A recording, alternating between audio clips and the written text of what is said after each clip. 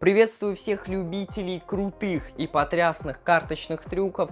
Продолжая тему карточных бросков и выстрелов, хочу вам представить очередной эффектный бросок. Итак, смотрим.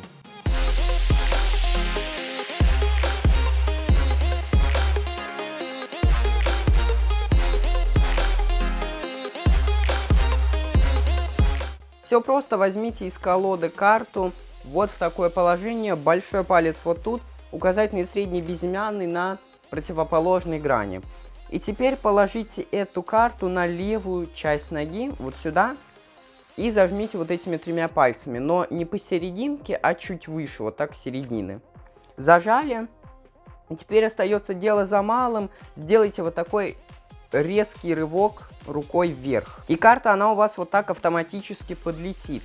И тут очень важно делать это движение максимально резко рукой, чтобы карта, она у вас подлетела максимально высоко, и она будет у вас крутиться больше.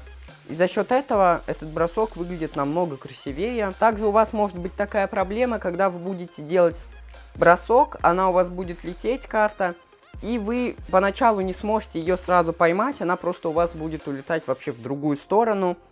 Как это исправить? Вам нужно делать этот бросок стабильно, чтобы вы, когда сделали его, карта, она у вас летела уже сразу в колоду, то есть, чтобы вы рукой практически не двигали, она у вас летит и сразу вот приземляется в колоду.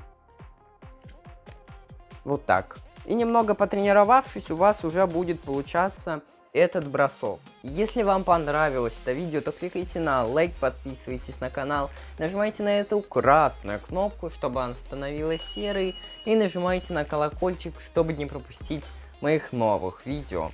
Всем удачи, всем пока!